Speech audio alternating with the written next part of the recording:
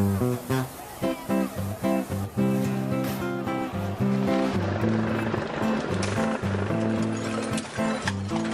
yeah, oh my darling, stand by me. No matter who you are,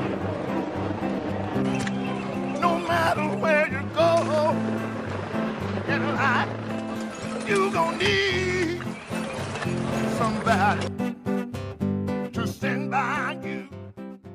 Since 2005 to the present day, there have been 173 teenage murders in London alone. I'm thinking how I got myself into this, relaxing in the summer, popping wheelies on my runner. Got a strong arsenal with a whole bunch of gunners. We the boys blacked out middle of the summer, snap back on with that OSM jumper. As a result of the murders, many charitable organisations have been established across London, many of which primarily run through sport. I wanted to find out whether these organisations can really make a difference. Dwayne Brooks was with Stephen Lawrence at the time of his murder, and after became a Liberal Democrat councillor in the London borough of Lewisham. We spoke to him to hear his views on the local organisations. There's too many, and I don't want to offend anybody in any way, but some of the work that some of these charities are doing are just repeated of what's been done before. Yes, families set these charities up because of emotions and they want to create a legacy for their child or their children. I personally think that if there's a charity doing the work that you want to do, why not join that charity? For young people, I say, look, when I was at college, I had that. Yeah. Oh, you're an idiot.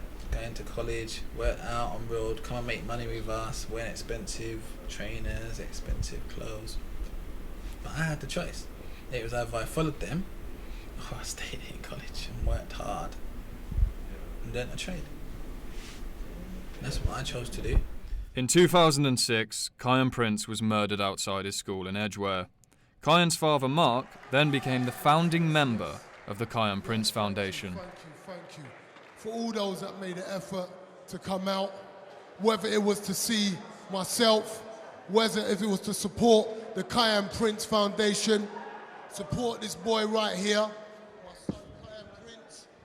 I want to let you guys know, this victory firstly was for my son, Kyan Prince. What I look at, if you look at the picture of how a parent allows a kid out, allows a kid to have this, learn about sex, talk about this, it's almost like, boom. By the time they hit a certain age and they're out of nappies and whatever, boom, my kid's big, he's this, he's that. I see little kids out on the street, like, what the hell are you doing out? I see kids walking around after school and it's 8, 9 o'clock, what the? Get home from school, have an order about how your mum and dad set things for you that you need to be doing, so your homework's set, you've got your chores at home, there's things that you prepare your kid with for outside the world that you're gonna do. No, watch me. Now do it, look at me.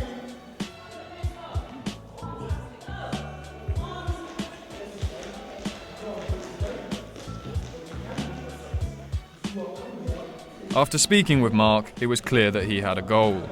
Reducing youth crime was a primary ambition for him. Later on, Mark expressed his feelings on the day of Kyan's murder. So we eventually get to Whitechapel after hearing all sorts of news, helicopters picking him up, this and that, all kind of stuff. And but I forgot this bit to tell you. When I got to my house and I picked Nisa up and I got in my car, I said a prayer. And the prayer went like this. I vocally said to God, don't let my kid die. Save my kid. And then I silently, one, I didn't want Nisa to hear, and two, I couldn't speak the words anyway. But if that does happen, help me to take it. Help me to accept it. Little did I know the power of the silent words, and I drove off. Don't ask me where that came from. It just came out of me. So I get down to the hospital, see Tracy in the room.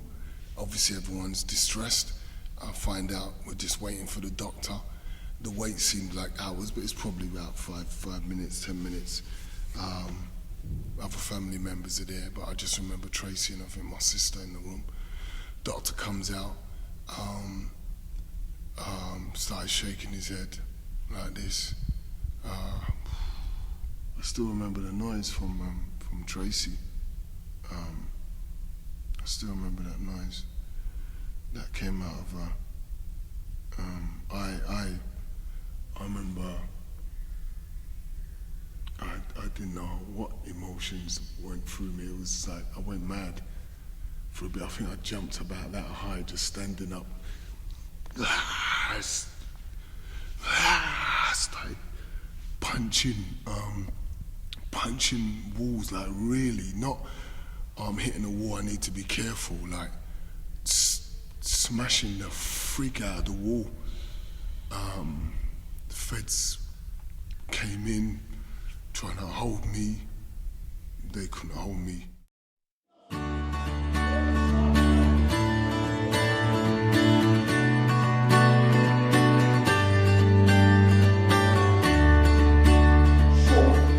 By your choices that you make, yeah?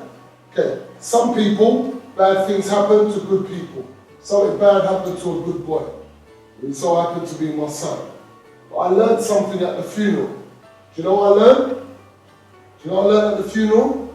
I learned at this funeral, I didn't realise every day you're alive, you leave a legacy behind.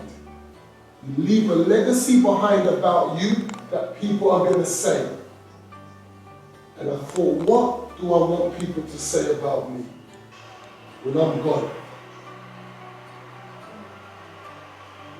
Since my son got killed, 2007, my charity's been working hard. We get out there, people see what we do. We post our work, people see the difference. Councils, Barnet Council's jumping on us now because they brought in one of their guys and seen how can this guy engaging with them. He don't engage with no one. Yeah. We make a difference.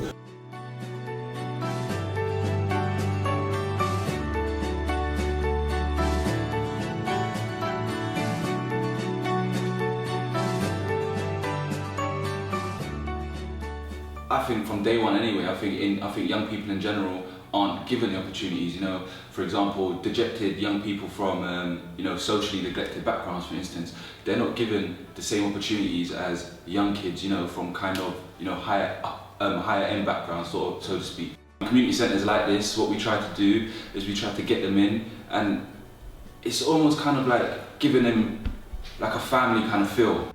I mean, same thing though. I mean, I could have this centre open all day, and this place will be packed. You know, yeah. You know, it's not just, you know, we get the kids here, but also it gives, you know, the parents, the mums, you know, the dads, you know, the parent guardians, you know, peace of mind. You know, they knowing that their child is actually playing football, actually in a community centre, rather than standing in a street corner. Meeting other people. Yeah, and obviously at the same time as well, you know, the police, you know, they come around and they may see a group of young lads standing together, you know. They might have just literally kicked their ball behind the bin. Yeah. You know, the police come down the road, all of a sudden, it's a gang. Yeah. They're not a gang, it's not a gang, they're a group of friends, you know. So at the same time, yeah, it saves, you know, the police harassing them, and it gives them something to do. Yeah, I guess, yeah.